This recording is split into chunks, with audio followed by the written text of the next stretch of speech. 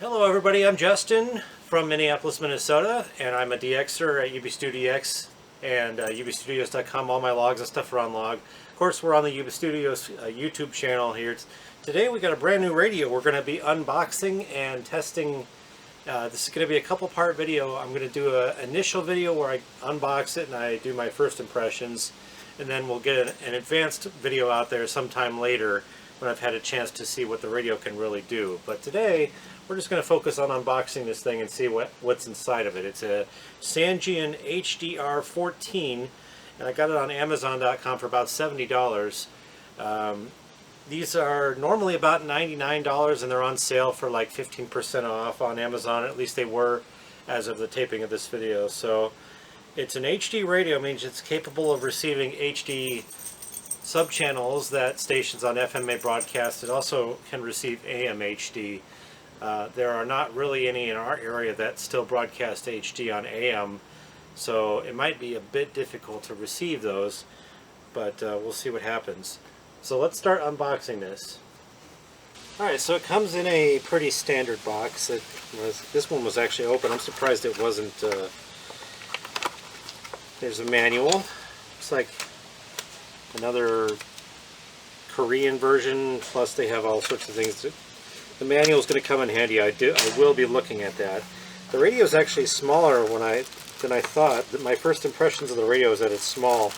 But check out this big power plug that it has. Wow, look at that ferrite bead. I'm going to show you something. This is the power plug that comes with the radio. That is a huge ferrite bead. They really do not want the interference coming in from the power mains. That's a cool thing. Thank you, Sangean. Good going. And this is a lot smaller than I thought it was. I was actually expecting a bigger radio. Alright. Wow. It's so small. And there it is. There is the Sangean HDR-14. Of course, it doesn't come with batteries. I believe it takes 3 AAA batteries, which I have. We're going to power this thing on and take it for a spin. What I noticed when I was putting in the batteries right off the bat is how cheap the radio feels.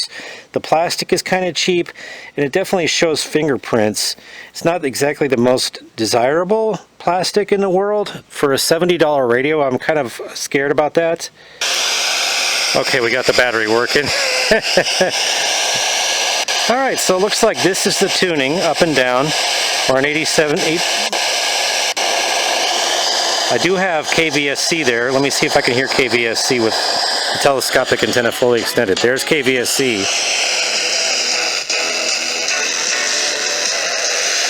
They're in St. Cloud, Minnesota, about 60 miles distant. So it can receive KVSC. You just have to move the antenna around to kind of get it. Let's try a local. Worried all the time. Is this anxiety? Mental health Minnesota. This is KBEM, Minneapolis, Minnesota.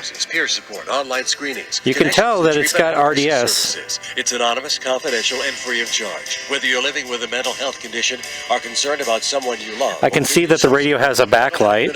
Are the role and power of spiritual leaders and miracle workers, the reception. And I'm going to play with the manual here. We'll cut this an overemphasis on scene and we'll play with the manual. Okay, so I've gotten the radio figured out a little bit more by reading the manual. There's also this button right here that's called Info.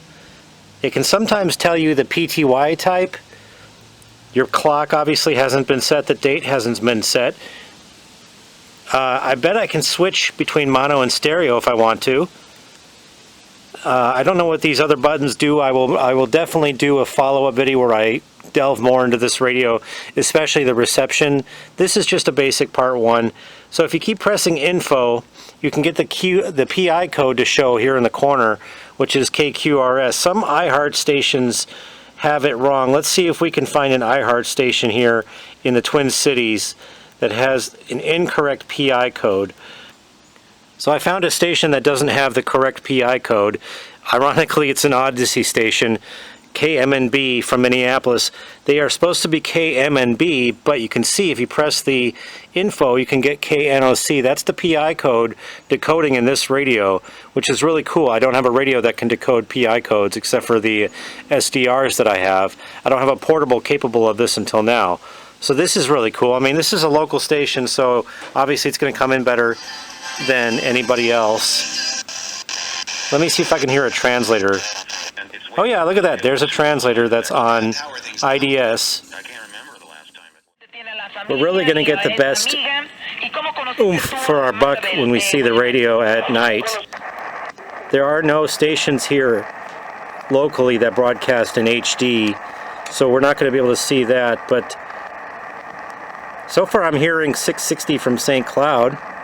I don't have an antenna near this. I don't have my select antenna that I can compare it with. So we're listening to a station that's from Faribault, Minnesota right now. KDHL. I have the radio at full volume, but it's also a distant station. I have a select antenna right next to the tuner here.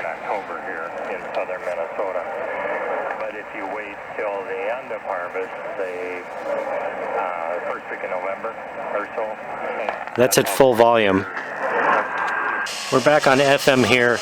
This is a translator station all the way from West St. Paul. It's very low power and I don't have line of sight to it. But you can hear the radio still receives it. So I think this radio would be capable of hearing tropo. I'm not sure about skip because we're at the end of the season here. I kind of got this guy a little too late for that. On the side here,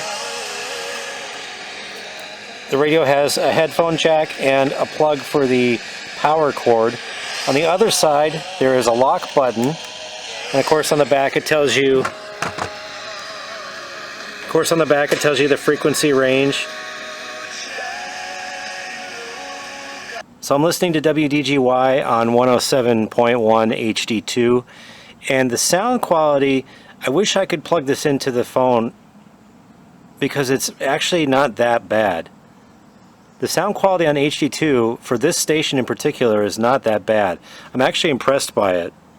So I've read through the owner's manual, which is not very long at all, and it's a very simple radio, I'll give you that. This would be a good beginner radio for somebody who needs a simple radio that can just up and go whenever you need to.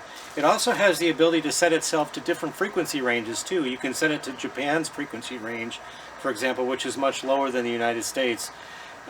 It talks about that in the manual. There's a setting on here that you can do that. I'm not going to play with that at all. I will note that it is a decent FM performer. It was able to get most of the translators here in the cities that the bigger radios can also get. I have yet to really see it shine on AM, and I'll probably do a second video where I discuss that. My only concern is it doesn't come with a case, but I mean I could just easily buy a case for it as well. Like I said, I want to do a much more thorough look at it, especially on AM, and we'll see what becomes of it. I hopefully will make another video where I explain how it does on AM, because that's the big thing that this radio is going to be used for primarily, but also FMDX as well. It's a good travel radio, very good size. It's a lot smaller than I thought it would be actually, and it does have really decent reception with the included whip. So I would recommend you check it out. I still haven't really had a lot of time to play with it. More time goes on, I'll get a better review of it, but right now I'm giving it a 3.5 out of 5.